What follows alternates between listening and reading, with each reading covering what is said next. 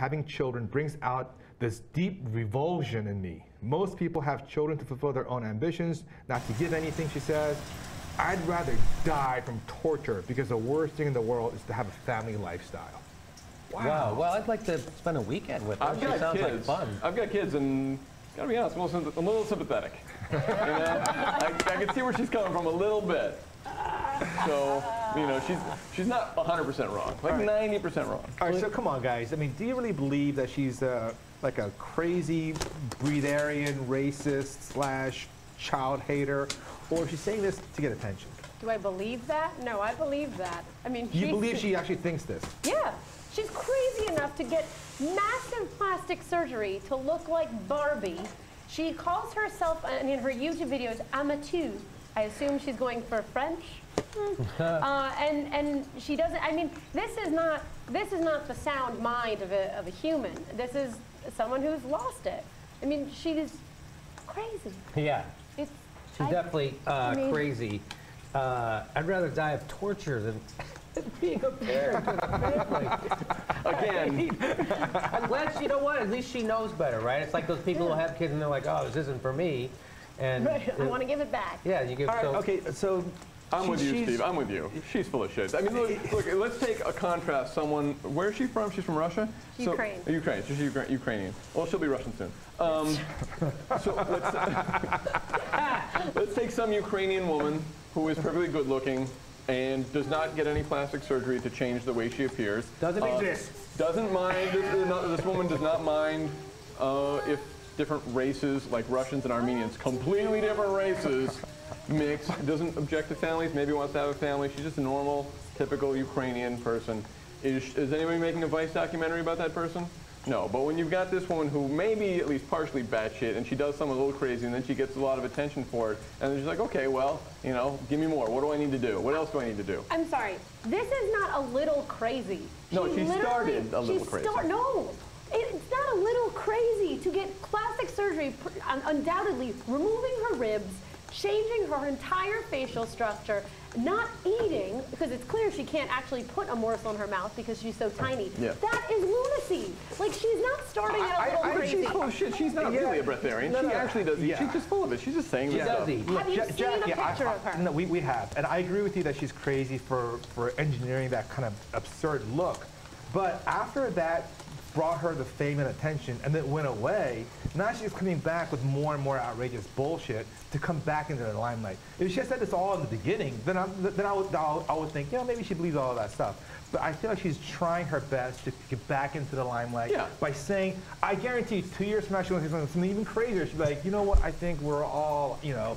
Can you get much crazier? I can't well, example. She's very creative. We'll give her that. See, look, contrast her with the guy. There was a guy like 10 years ago who had a lot of plastic surgery so that he would look more like, what's Roseanne's name? Tom Arnold. I don't remember. This really happened. Anyone This really happened. You can look it up. This guy really did this. And it was in the news. Meanwhile, Tom Arnold's getting surgery to look like someone else. So if that guy had then, you know, a couple months later, decided he was a breatharian or whatever and kept, you know, stepping up to crazy, but he didn't think to, and she at least has the wisdom to know, okay, I got to keep this train going. I like how we keep using the term breatharian like it's a real thing, right? Are you going to be a vegetarian, a vegan, a breatharian? Yeah. That's not a thing. I am so stuffed. I have been breathing. I am full of air. I have been breathing all day. By the way, our debate is ridiculous too. It's like we're debating whether she's this much crazy or this much crazy. She's crazy.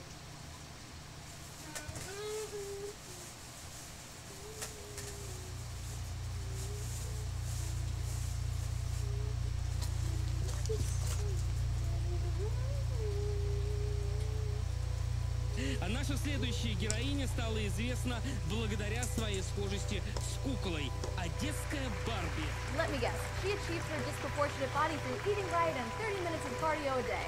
Ну, считаю, что она вообще идеальная лицо. Вам доступна такая девушка. Вы можете купить, надуть ее, и она будет один в один. Я уже... So this guy on the internet is... Gynecologist Dr. John Black from Ohio is being investigated after he allegedly put potassium hydroxide in a woman's vagina. Now, it was a bottle that was labeled vinegar, and during a standard exam, he sprayed it or squirted it. Jeez. It's fucking terrible. It is. It's just, the word squirt is... I know. It's unfortunate, especially in this context. Anyway. Yes. And she started feeling a burning sensation. So she started freaking out, and then he realized it just gets worse. He puts it into a cup, and then he tastes it. He puts the tip of his tongue into the cup, and he realizes, oh, this isn't the vinegar, this is potassium hydroxide. And then he proceeds to put numbing cream on his bare fingers, and he rubs the numbing cream with his bare fingers into her vagina.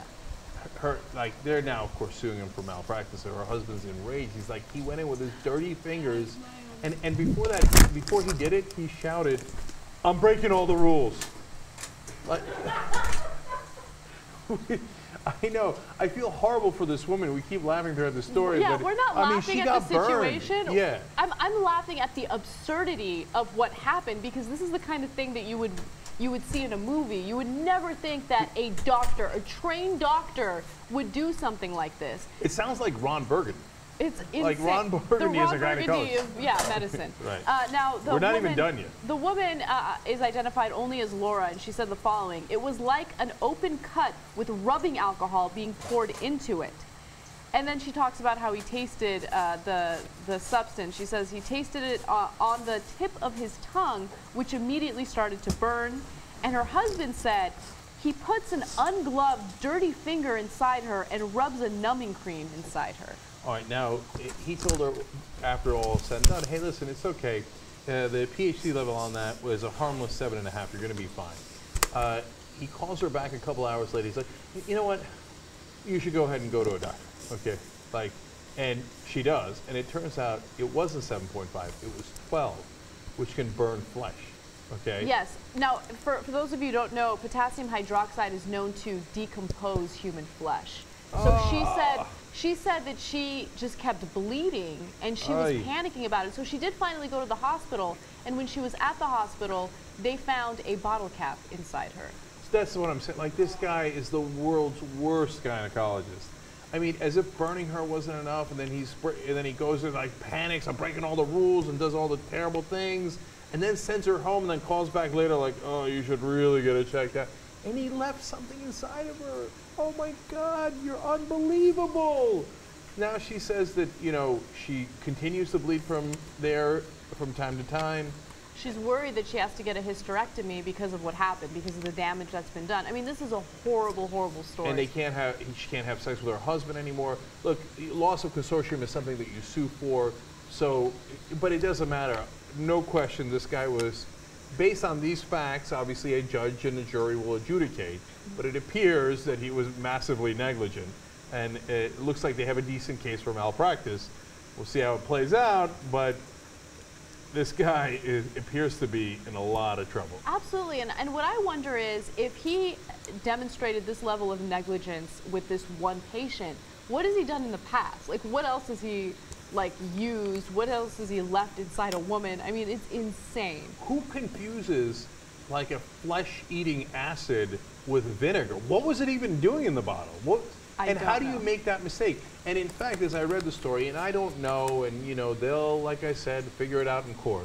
But I was like, was he on something? This is the kind of stupid mistakes you make and things you shout out when you're drunk or high, or, you see what I'm saying? It's a possibility. I think it's definitely a possibility, because the mistakes that he made here they don't make sense for an experienced gynecologist. So. Yeah, I mean, they don't make sense for anybody. They don't, no. Right.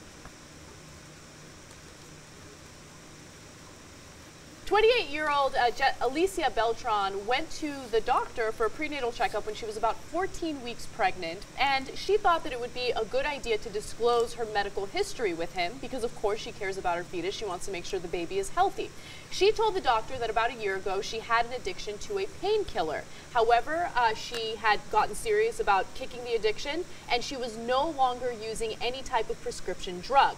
She thought that this was a good idea, but it turns out that the doctor in this situation told her that she needed to start on an anti-addiction drug, even though a urine test indicated that she didn't have any drugs in her body.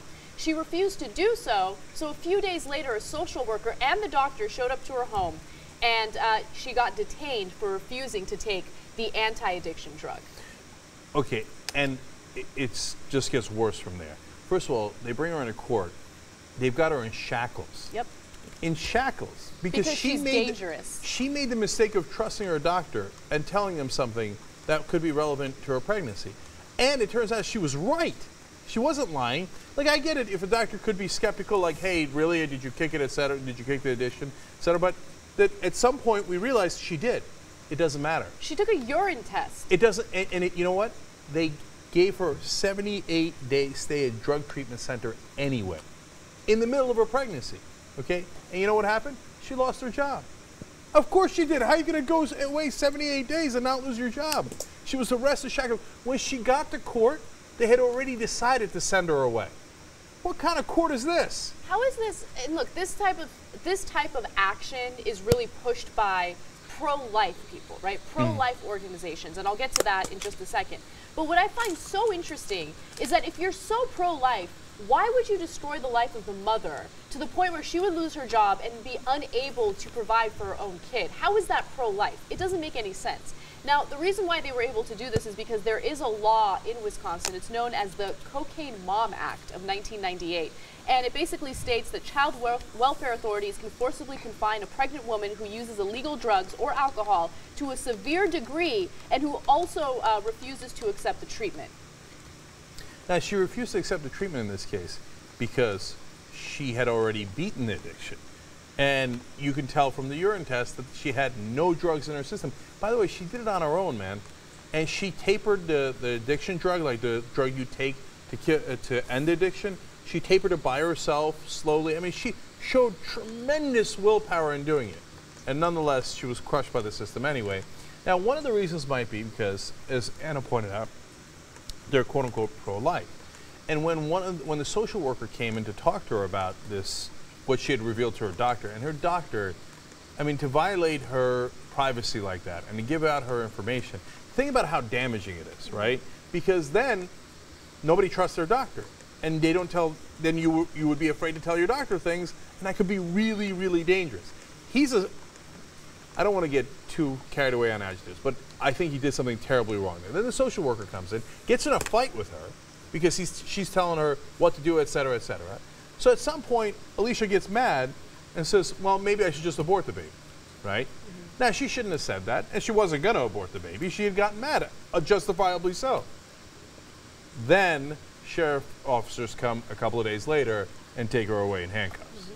Because no, we don't give a damn about you. You're already alive, right? But the so-called unborn child, how dare you? You think her comment there didn't have something to do with the pro-life people telling the sheriff, you better go get that kid, okay? You better go arrest her because she said she might do an abortion. Okay, by the way, she's 14 weeks pregnant in that case, right? At that point, she's 14 weeks pregnant. She can legally have an abortion at that point. There's nothing stopping her. So she shouldn't have said that statement, but even if she did. She has every right to. She has every right to. So they had absolutely no right, no grounds to detain her, to put her in shackles, to force her to go into a drug treatment program, lose her job. I mean, the story, as you said, Cenk, just keeps getting worse. But if you think that Wisconsin is the only state that has a law like this, you're wrong. There are many other states. In fact, Wisconsin, Minnesota, Oklahoma, and South Dakota all have similar laws on the books just like this. And for other red states that don't have a law like this, they'll usually use things like murder charges to prosecute women. I'll give you a specific example. In Mississippi, there was a woman by the name of Rennie Gibbs who had a history of drug use. She got pregnant. She was not using drugs. She delivered a stillborn, okay? They prosecuted her for murder because she gave birth to a stillborn. They went to her history. They checked her past drug abuse, and they said, you know what, this is grounds for prosecution. She's probably rich and white, though, right? No, of course she's black. And poor. Huh. Weird how when you don't have power, all of a sudden you wind up in shackles no matter what. But this is all for your own benefit, right? Because they're trying to protect you and your family. Except Wisconsin's Right to Life admits the whole point of this law is the goal of granting independent personhood and rights to the unborn child. In other words, it's not necessarily to protect that particular fetus, it's to push their own ideology, saying, well, as soon as there's conception, it's an unborn child, and hence, we can do all these things to you. You made the mistake of getting pregnant. Sometimes they're going after people for taking things like Vicodin right after they conceived when they didn't even know they were pregnant. And by the way, going back to what Cenk said about personhood, in this particular case, what happened was when she went to court, her fetus had a lawyer. She didn't even have her own lawyer. So, no, but think about how insane that is. She doesn't have a lawyer, and they've already decided what's going to happen to her before she even showed up. But the fetus has a lawyer. It's an upside-down world, man. So she sued, and she absolutely positively should have sued. She sued because they deprived her of physical liberty, which is 100% true, medical privacy, which is 100% true, and due process. And that's the one that actually pisses me off the most. You can't bring somebody into court in shackles and say, you know what, your elbow has an attorney, but you don't, and we've already decided your case. That's not America. I hope she wins, and she wins huge. This is all based on ideology. It's not actually because they care about anybody, including her unborn child.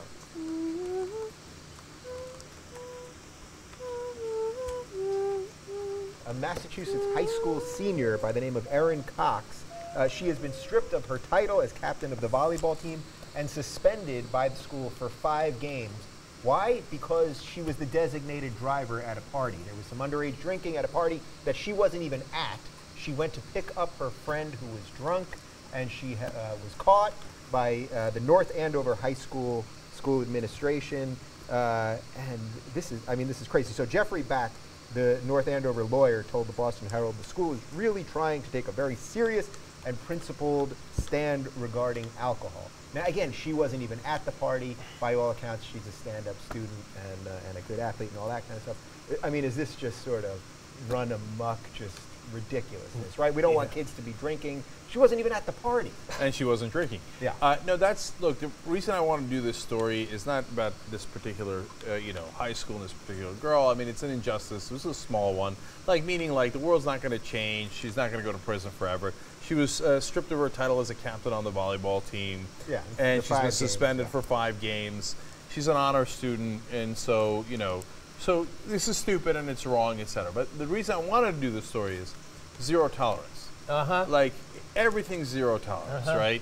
Unless, of course, you work on Wall Street, and then it's infinite tolerance, right? Unless you committed the biggest fraud in American history. Yeah. By the way, Rick Scott, the governor of Florida, literally his company that he was CEO of committed the biggest Medicare fraud in American history. Literally.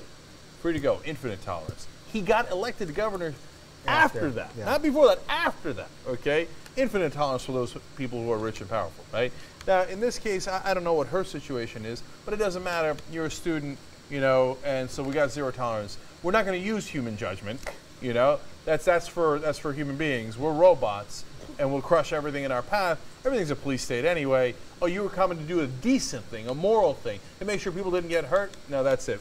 Zero tolerance, you're gone. So that's the crazy part here. Had she not done this and these kids jumped in a car and killed somebody, then we would all naturally be outraged, and clearly the wrong thing would have happened here. So is there any way to look at this other than she did the right thing? And no. I would guess that she would probably do it again. She said she would do it again, and good for her. And no, this is crazy and all that stuff. But this just, I remember being a high school student and a college student and drinking underage and being upset that it wasn't legal for me, upset that I couldn't do the exact same thing that older people were doing. Yet there I am watching college football that's being produced by alcohol, that everybody's getting a check from the alcohol companies, except I go to jail when I patronize them. And it just was like, I don't know, maybe it's because I'm a rebel or whatever, but I drank just right in their fucking faces I wanted to drink, I'll drink right in the middle of the quad. I don't give a shit. I'm drinking, and it just made me angry. So what this does is breeds disrespect for rules. Yes. And this does the exact opposite of what they're supposed to be doing. And I would call a hearing for whoever is the person enforcing that rule. And I would get them fired because obviously that person is an idiot. So 2 great things there. One, I like the idea of Jimmy going up to, I don't know, either the dean or Adolf Kors. By the way, what a great name, right? And be like, oh yeah, here's your beer. I'm drinking it right in front of your face. Okay. I don't think the Coors family would be that upset, but I see, I see what you're saying with that. Yeah. But to the serious point that Jimmy made, that right there is the essence of it. Not only is it injustice, not only is it stupid and removes human judgment and moral judgment from the equation, but it has the adverse effect of people thinking, well, the rules are so stupid and they're applied so blindly, why bother following them? Right? Yes. I mean, I'm going to get suspended if I'm drinking at the party. I'm going to get suspended if I'm not drinking at the party. If I go to do the most decent thing I could do, which is to help the kids who were drinking at the party, I'm going to get suspended anyway. So the kids who were drinking at the party think, what a sucker that girl was, right? At least we got wasted and we had fun, right? And she comes to help us, and now she gets the brunt of the punishment.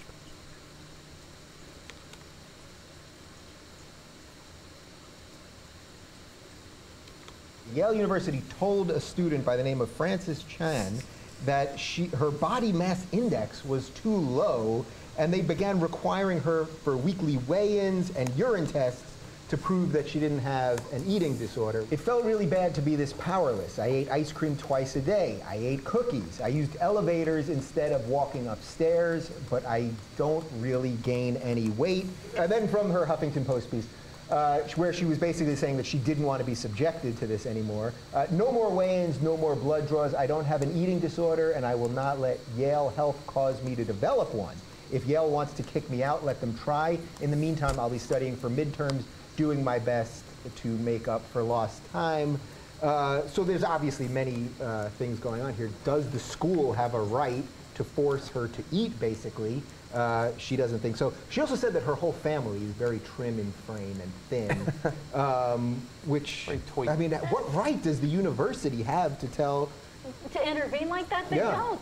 No, I mean, they can make suggestions. They can stop and say, hey, I think that you're about to die, and we can make an intervention in that way. Right. But otherwise, this is egregious. Egregious. I would This call it happened to me at UVA.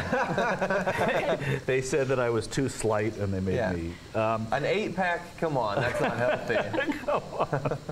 No, but it's true. It's very odd. I mean, just weird. It's weird, right? That's what I mean. It's like, is there something parental about a university? Do they have some sort of parental responsibility? I'm asking that seriously. Yeah, to play devil's advocate. Seriously, yeah. I think that they probably just have a policy in place in which the nurses are supposed to routinely watch out for possible risk cases, because eating disorders do develop when you're in a university, and it's probably just a person who's way overzealous and is taking their job too seriously and won't let this girl go. Some people don't have eating disorders. But here's the thing, John. Like, what if she did have an eating disorder? I mean, what? Like, well, they can't kick her out based on that. They can't kick her out based on that. Right. You know, I'm not in favor of eating disorders, and I'm sure that if she had one, that she would be able to get some kind of help for that. But she actually had to get to see a new physician in order to get them to lay off of her. And to post on Huffington Post to actually bring this public and say, I will not be essentially force-fed anymore. Yeah, and thin shame. Right, and if they thought she had an eating disorder, and I'm not an expert in this, but isn't just giving her a lot of food not the answer? Eat a ton of ice cream. Keep eating ice cream. By the way, but what if we took this story the other way? That's what I was thinking, that if there was an obese student and the university got involved, wouldn't people be going crazy, right? People would be going crazy and saying they have no right to tell this person how to live or how to diet or things like that. And I think that would be legit.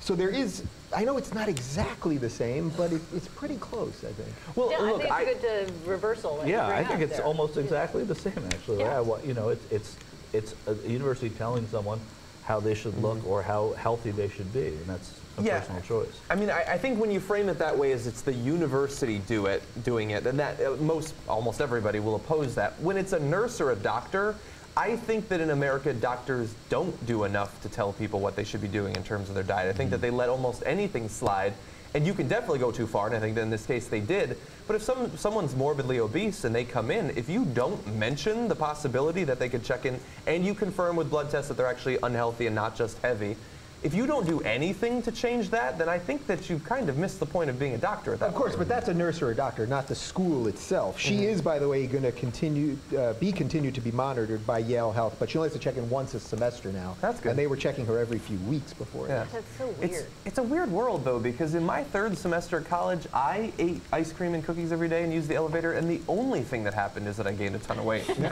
But she gets off the hook somehow. Thanks a lot. Part of Obamacare, the way they're going to cover a lot of people is through Medicaid expansion, right? That's where the government comes in and provides health care for people who can't afford it for themselves. Obviously, a lot of the times those people aren't working, but they just can't afford health care, right? But a lot of the states that were run by Republican governors and Republican legislatures turned down that Medicaid expansion. They said, no, we don't need it because our poor people, we don't give a shit about them, right? So even though the federal government was going to pay for that, federal government's going to pick up the tab for that Medicaid expansion. So it wouldn't have cost the states any money, but they said no. Like for instance, in Florida, Governor Rick Scott said no, we're not going to expand Medicaid to give health care to poor people. And the reason why he didn't want to do that because he's against Obamacare, and that's what you have to do if you're a Republican, right? John Kasich took the Medicaid expansion. He's one of the few Republican governors in Ohio. He took the Medicaid expansion, and I'm on the 2-for-1 camera, guys, right now. How are you? And so are there real consequences? Because when you hear those stories like that, what are the consequences? Well, people are going to die. Let's go to, they refused 750,000 low-income Floridians health care. Almost 1 million people, 750,000 people won't have health care now because Rick Scott, no reason, doesn't want to take free money from the government that wants to So let's do one more. How many people are going to die from that? Let's go to 12. That means 6 deaths every day in Florida. 6 deaths every day that they don't expand Medicare. And as many as 17,000 people are going to die directly as a result of the state refusing Medicaid. So those are numbers. Oh, come on, Jimmy. You're just throwing a bunch of numbers around. Right? What does it really mean on the ground? Is it, 17,000, 6 a day? I can't count. I don't know what this means. You're obviously full of it. Okay, so here's Charlene Dill. I'll tell you the story about a woman named Charlene Dill from Florida. She was working 3 part-time jobs to help support her family. 3 part-time jobs to help support her family, and George Bush would call that uniquely American success story. I don't know if you remember that. He was on stage in Iowa with a woman who said, I worked 3 part-time jobs. She said, isn't that great? Isn't that great, huh? Yeah. That's uniquely American. Yes, shitty, because we have shitty jobs in America. But to his credit, George Bush also did work 1 part-time job. Yes. So here is Charlene Dill. On one of her part-time jobs, she used to sell vacuum cleaners to people. And she also suffered from a heart condition, which she couldn't afford the heart medicine for. Now, sometimes she would get her heart medicine, and the way she got it, they would do a Kickstarter campaign or an Indiegogo to help fund her to get her heart medicine. This is for real, right? So while she was doing one of her part-time jobs, she didn't have her medicine this time, and her heart gave out, and she died on the floor of a stranger's kitchen while she was trying to sell a vacuum to support her family. So that's right there. Isn't that, it's someone working 3 jobs. So what they would have you say, what they would have you believe is that we don't want to give these poor people health care and expand Medicaid because they're takers, they're moochers. They're sitting there on their ass. If you want health care, get up off your ass. And by the way, if you're sick, go to the emergency room. You can always go to the emergency room. Well, apparently you can't go to the emergency room and get your heart medicine because they don't have a pharmacy at the emergency room, okay? So you still have to go pay for it somewhere. So this woman died. Charlene, she died, collapsed on the floor. Mother of 3, 32 years old, working her ass off, got it stuck in her ass by Governor Rick Scott. And I say, this is going to be, again, I'll say keep doing this stuff, Republicans, because you're going to be out of office. I mean, this does not play well. People know how screwed up the healthcare system is. People want to change. People voted for Obama twice when he offered them health care, overwhelmingly. So people want this. Ted Cruz put a questionnaire up on his Facebook page. Are you better off with or without Obamacare? Yes or no? 75% of the people on Ted Cruz's page said yes. So this isn't a loser for them. Again, I don't know. These guys should, the only thing worse than this is they should try to maybe start the Vietnam War again.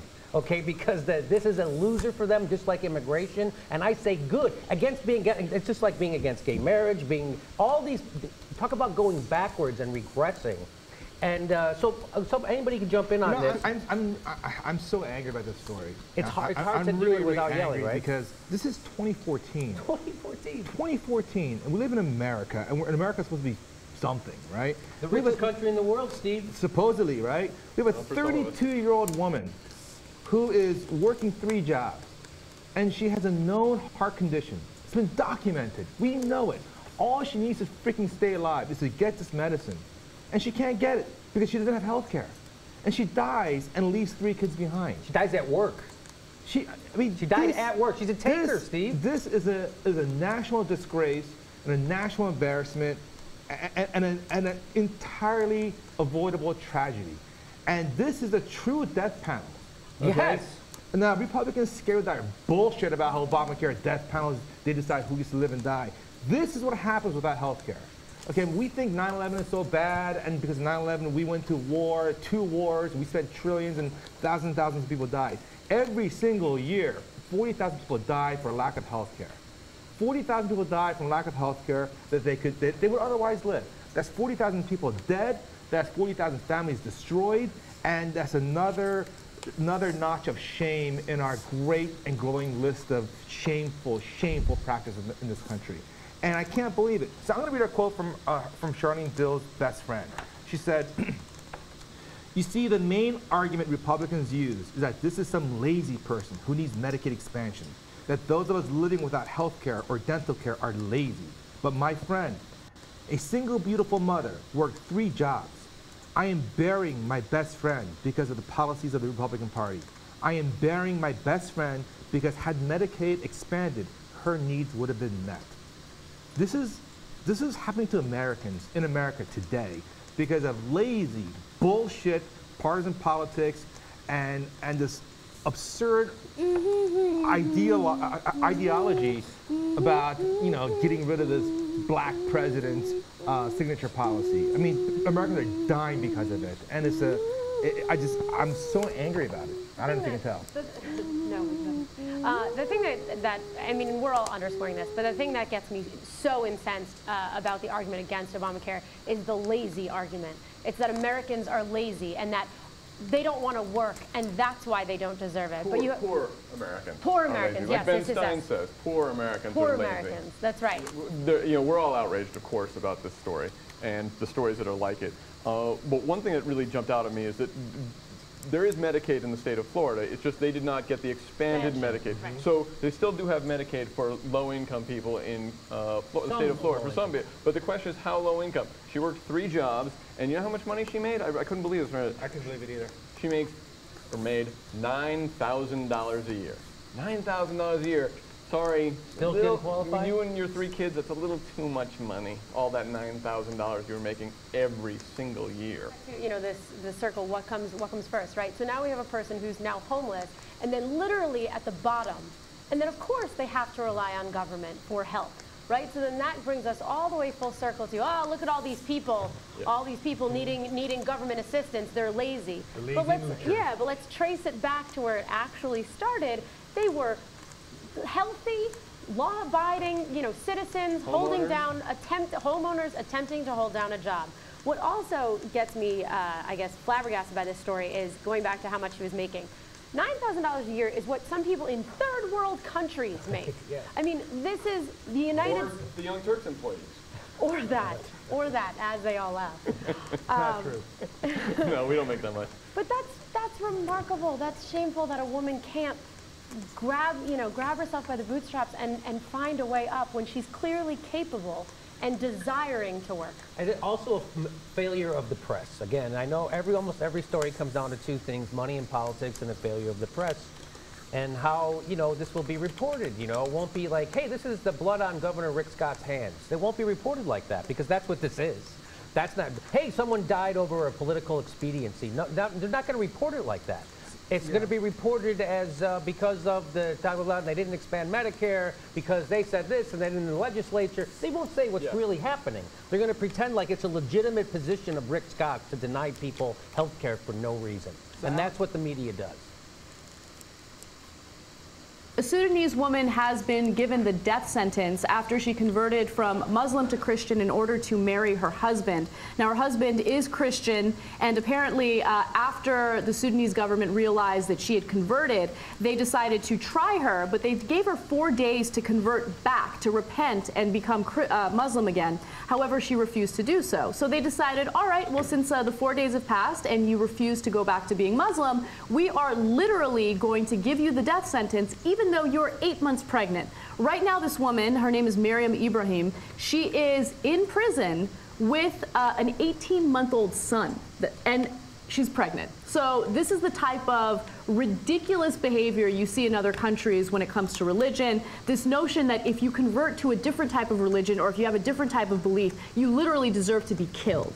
It's disgusting, and I hate that this story even exists. Now, Amnesty International has released a statement, but what is a statement going to do? The Sudanese government doesn't give a shit about your statement. You know, people need to come out and condemn this type of behavior. People need to come out and say, this is what happens when you have fundamentalist religion. This is what happens. It's not about morality. People literally lose their lives over this nonsense. Yeah, so Amnesty released a statement, the U.S. State Department, of course, released a statement. I'm sure there's many other statements on the way. Every time we talk about this, and it's usually related to Saudi Arabia, because we talk about that women can't vote yet, they still can't drive. They're going to be allowed to vote before they can drive, which means they won't be able to drive to the voting booths. People always say, well, Americans need to just mind their own business, and which I always find fascinating, especially when it comes to the women's issues, because this woman is pregnant. There is an 8-month-old child in that woman right now.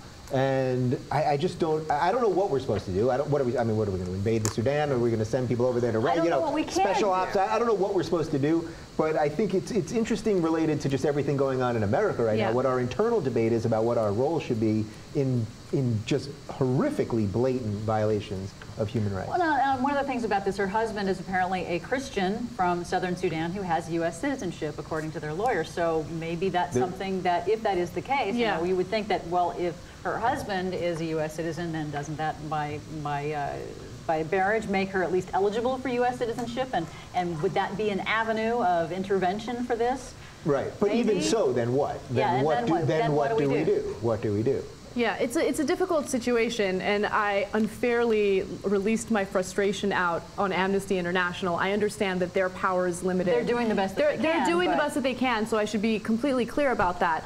But it's frustration because there are no easy answers for it. You have stories like Boko Haram that are kidnapping these innocent girls that are just trying to get their education, selling them off into slavery, and they do so in the name of morality. You have a case like this where a woman decides that she wants to marry someone who has a different belief from her, and they decide, you know what, even though you're pregnant, even though you already have a son, we're going to kill you. I mean, and then they say that they're doing that in the name of morality. And it's just so frustrating to have people that fiercely support and fiercely defend religion when cases like this occur. You know what I mean? Like, you need the people who don't fall under this category to come out and condemn this type of behavior. And you know, South Sudan is a completely different story. You know, they have freedom there, they have the ability to practice the religion that they want. But when we're talking about Sudan specifically, you know, they started applying Sharia law in the 1980s. They've become more and more extremist in their views ever since then. Just to give you an example, Muslim women in Sudan are prohibited from marrying non-Muslims, though Muslim men can marry outside their faith. By law, children must follow their father's religion. So what happened in this case is this woman's father is Muslim, but the mother is Christian. However, they separated, and she was raised as Christian by her mother, and that's what she always identified as. But the government never really recognized that. They didn't care. They're like, well, if your father's Muslim, that means you're Muslim. And what's incredible about her is she refuses to give in to what they are demanding, right? And she's going to lose her life as a result of that. I don't think that I would do that. I think I would say, all right, fine, whatever, I'm Muslim, right? But, I mean, she feels so strongly about this that she refuses to give in to their demands. Yeah, well, so one thing that I thought was fascinating about this is this has happened to a bunch of Sudanese people, both men and women, and every single one except for her, and maybe she will recant, but every other one did recant and avoided the death penalty. So she still, I guess, has some time here to do that. But that's not so great either, to have to, you know, recant your faith, so. Yeah, or under threat of death. I think there's also a gender component in this, as you said, that the law allows the male Muslims to marry outside of their religion. It doesn't allow female Muslims to marry outside of their religion. So I think that's, even though it has been applied to some other, men, it sounds like this is, more of that repressive society that considers women as property. And boy, it makes me thankful for, as all the problems that we have in the U.S. justice system, I am glad that, they can't do that. Yeah. Here. What do you guys think we're supposed to do? I'm really curious. Like either we meaning the United States or the United Nations are saying, what are we supposed to do? Because they issue the statements. The statements mean nothing. Yeah. With the Saudi Arabia stuff, it's like, well, they have a ton of oil, so I get it why we don't do anything. The Sudan, I don't know that is as important to us, so maybe we have a little more leverage. Yeah, I'm a realist when it comes to international relations. I think that everything we do is because we're trying to gain, it's like a power struggle internationally. Yeah. I know in reality there's like a mix between liberalism and realism, but look, when does the U.S. ever get involved in foreign relations? We get involved when there's something that we want. And in this case, I don't think that there's anything that we want. I think that there are Americans that truly do believe in freedom. They truly want these women to be safe. But I don't know what our government's going to do. I mean, I'm happy they're getting involved in the search for those missing girls, the ones that were captured by Boko Haram. But it's just a frustrating situation. And look, I'm not a politician. I don't draft policy. I don't know what to do. All I can do is tell you what's really happening in the world and how beyond problematic fundamentalist religion can be. And it just sucks to know that these people are losing their lives over one made-up story. One made-up story after another. It's just crazy.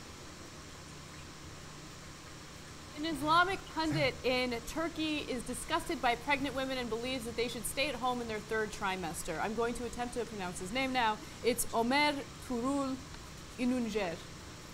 Yeah, it's Come not on. bad, not bad. That's oh, that's the dude right there. Come on, that's not bad. You say it. Yeah, Ömer Tuğrul İnancer.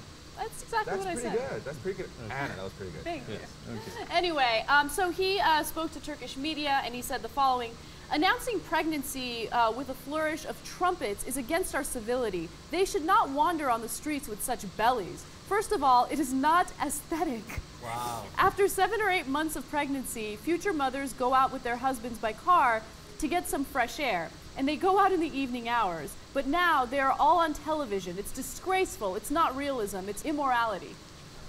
As far as this guy's concerned, number one, I love that he calls women who, by the way, got pregnant within a marriage, which is supposed to be literally the most moral thing you can do, immoral. But why? Because it's not aesthetically pleasing. Aesthetic. Yeah. I'm sure he's very aesthetically pleasing. Perhaps he should not go out in public. So aesthetically pleasing. He needs to stay home. He shouldn't be seen out in public. This is immoral. He was better looking before he lost his teeth. See that picture of him. He looks like he lost his teeth. Let's show that picture again, please. Where's your teeth? Your mouth is open. I don't see any teeth. Oh. It's uncivil and it's immoral for us to be subjected to this. Realism. He should not be on television. So the amazing thing is there were a number of protests in Turkey because of what he had to say, and you would think that he would maybe reanalyze it and kind of step back a little bit, maybe a little backpedal, but no, he wasn't going to backpedal. He was going to double down. In fact, he appeared on the media again, and he said, you get married and get pregnant. Okay, you did well. However, Thank you. this cannot be singled out as the reason you are swinging your belly. The image is not aesthetic. I am still saying the same thing. Why don't you understand? These are venerable things, and venerable things are kept in a respectful way. Pregnancy is not made that apparent. Moreover, that's why young girls are scared of giving birth. So that's actually like one of his biggest concerns. He thinks that young women are going to see like others who are pregnant, they're going to get scared of having babies themselves. Seeing a pregnant belly doesn't scare women. Hearing stories of childbirth, that scares women, and you can't escape that. And seeing that man's face scares women also. Yeah, I would say. Yeah, so he, of course, doesn't like you swinging your belly back and forth. That's his real issue, right? But someone pointed out to the jackass in between the two statements, hey, this is a thing that is actually the most moral thing you could do, as I was saying earlier, and we want to encourage this, right? We want marriages and then pregnancies and then more kids. That's what Islam is in favor of, right? And he's like, okay, you win on that one. I guess you're doing the right thing, but can you just keep it to yourself? Okay, what's with the swinging of the bellies and the trumpets? What's the thing? Pregnant women don't come out and be like, hear ye, I will now swing my belly. Okay, I might do that, but not pregnant women. And of course, the reality is like, he's like, you're freaking out the girls out. I want the hot girls running around wanting to have sex. And so if the hot girls see your belly, they might think like, oh man, if I have sex with this dude, I might get pregnant. And that's going to dissuade them from having sex. Yeah, your explanation makes more sense than my explanation. So you think that's the real reason? Oh, I think he wants the young girls to be looser? To be like no, he would say absolutely not, and he would. But wait, now if it's immoral to have sex outside of marriage or to get pregnant, but it's also immoral to have sex and inside of marriage and get pregnant. What's not immoral? Okay, can I jump in right now? And I don't mean to throw this male family member under the bus, but I have a male family member who's older, and he's actually creeped out by women who are pregnant, and it's like this old school mentality. Like he thinks that women shouldn't talk about their pregnancy, they shouldn't flaunt their pregnancy. No, but it's like this old world, like Armenian thing. Like it's not, because if you're visibly pregnant, that means you've been having sex, and then people are going to think about you having sex, and it's just, that's why they consider it immoral, because it forces you to think about sex. Anna's totally right. And it's absurd, but people think that way. Yes. In fact, you know, I have a friend who was talking about another friend's pregnancy in front of this guy, and he was like freaking out. He's like, oh, freaking Americans. Why are they talking so openly about pregnancy? In fact, I mean, even in America, you can say the word pregnant on television for a long time. Yeah. Because of the same mentality. Really? Because the word pregnant implies, well, there was sex before the pregnancy. Oh my God, that is immoral and sick. Can't talk about that. No, because they hate sex. Sex. They hate it. I mean, secretly they love it. That's it. And they want the young girls out there, you know, that not to be dissuaded from it, right? But like in terms, but they've been trained to think that anything related to sex is immoral. And sometimes they forget, no wait, within marriage we were supposed to encourage that, but they got programmed into hating sex. So now look, to be fair to Turkey, the whole country is livid about this guy. Oh, and they can't stand him. And I mean, outraged. My sister is so angry. She's seeing red over this. But then, Turkey's director of religious affairs, what did he have to say? He says pregnant women should be more careful about their dressing. Every woman should. They should not wear clothes showing their bellies or backs. I mean, what are you going to do if you're in your third trimester? You usually have a massive belly. You're going to wear like this big muumuu or something? What? Again, I would ask that guy, why? Why can't they show their bellies? What the? Just look away. If you don't, just don't look. Don't look. Don't touch. Don't ask. Don't it's tell. It's all about like making women feel uncomfortable and like shaming them for something that's totally natural and normal. It's so stupid. I love how he kept saying the aesthetics, a bad aesthetic. To look at a pregnant woman, ugly. Ugly. That's what he's saying. Basic, no, that's exactly what he's saying. I don't want to see it because when you're pregnant, you're so goddamn ugly, which is what every pregnant woman wants to hear. Oh yeah. Oh, the pregnant woman. Oh, they love this guy. Oh yeah.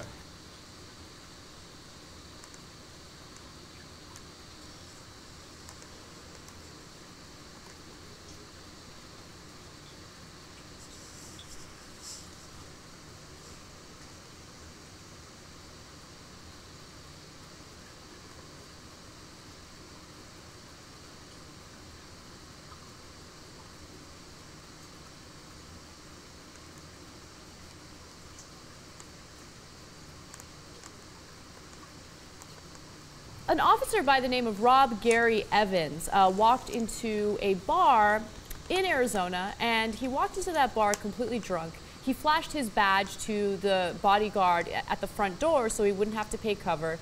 Then he approached a woman wearing a skirt, put his hands up her skirt, and reached for her genitals. Now, he was reported to the authorities, he was arrested, he was investigated, and although he has been fired from the police force and a jury found him guilty for sexual assault, the judge in this case has decided that the crime is not serious enough to warrant a jail sentence. Now, the judge is Jacqueline Hatch, I apologize, and she has taken a very fascinating stance on this. She's not really blaming the officer for what he did. She's blaming the victim for being at a bar. So here's what she said when she talked about this case. She says to the woman, to the victim, "If you wouldn't have been there that night, none of this would have happened to you. I hope you look at what you've been through and try to take something positive out of it. You learned a lesson about friendship and you learned a lesson about vulnerability. When you blame others, you give up your power to change." I feel like this is really a common theme right now. I don't know what brought this about, but you know, there's Todd Akin talking about rape and how women don't get pregnant when they get raped. The body just shuts itself down. You know, you hear people talking about how, you know, rape victims ask for it because of the way they dress. I mean, these types of conversations are now coming up regularly, and it's so unbelievably harmful because it empowers people to think that sexual assault is okay, that they can get away with it, because society is not going to blame the victim. I'm sorry, the society is not going to blame the suspect. They're going to blame the victim. Yeah. And it sets a horrible, horrible standard. Yeah, I would say I think that this is less offensive than some of the other things that have been said. And honestly, if she had just cut off before that last line, when you blame others, you give up your power to change, like, I have to hope that she's not speaking specifically to that woman. It says that she's quoting her mother. And so I think in general, as a general rule, it's best to, even in the worst circumstances, to see what you can do in the future to improve your lot in life, I suppose. But in this context, and saying it after what happened, we have no reason to believe that she was at all to blame for anything that happened to her. He came up from behind her and sexually assaulted her. So it seems crass and offensive to say this quote in this case, even if in another context it wouldn't be as offensive and might actually be helpful. But yeah, I agree with you. It's continuing the theme of victim blaming, and I don't know how that's supposed to help her. I don't know what lesson about friendship she is supposed to take from this. Right. You know, I disagree with you on one point. I think that this is extremely offensive because she's basically telling this woman, well, if you weren't at a bar, you know, she didn't say this, so I'm not quoting her verbatim, but this is what she's indicating. If you weren't at a bar like a hussy, then this wouldn't have happened to you. I mean, that's the kind of, you know, thing that she's implying, and I think that's what makes it so offensive. Yeah. You see what I'm saying? It's No, I kind get of that. like, you should have been at home. Why were you at a bar? I mean, of course this is going to happen to you at a bar. It makes me remember what Liz Trotta said on Fox News about women who join the military and then get sexually assaulted in the military. You know, she said, well, you're a woman and you're joining the military. Of course you're going to be sexually assaulted. You should expect it. Yeah. But no, you shouldn't expect it. We should live in a society where people are able to go to the bar, they're able to join the military, and not have to worry about being sexually assaulted like that.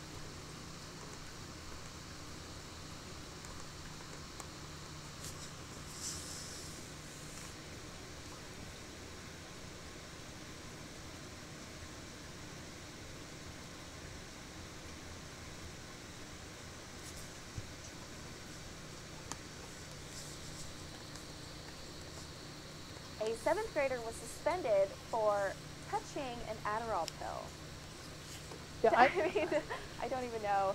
I didn't realize that was merited a suspension, and apparently a lot of people agree with us. We have video on this. So let's go to the video of this local. So in Eric Cantor's office, they had a number of people who came in to protest on the issue of immigration. And they're basically saying, look, don't take our families and split us up, right? And they brought in kids. I don't love when people bring in kids to protest, but they brought it in. They were doing some singing, etc. And what's really interesting about this story is not the politics of it, is how two different cops handled it. Now, first, they're inside the office, and the first cop comes in, and he's got to diffuse the situation. He's got to let him know, look, man, you got to go, right? So let's see how he handles it. We want reform. We want it now. We are titanium. Keep our families together.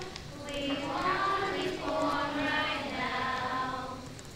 Okay, guys, how's everybody doing?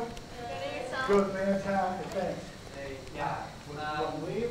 Yeah, they would like to meet with the congressman. I've informed them several times. They have to do that through email. Okay.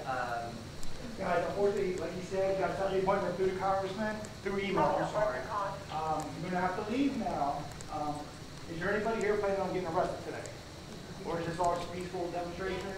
Okay. You have to ask you to come out and they ask you to leave. If you want to set up an appointment, you set up an appointment. So please, if you don't mind, I understand. I've heard what you guys are doing. I appreciate what you're doing. But they can only do so much also. If the congressman can't meet with you right now, they can't meet with you. So please send it up through email, okay? Please don't sing again, guys. We have to ask you to leave. If you don't want to leave, guys, go ahead and move out and we'll close the door, okay? So you guys want to stay in? You're subject to arrest? How you doing? Good. 371 bed. It looks like 371 in, Cannon Panel Light to the level, level 68. Bye, guys.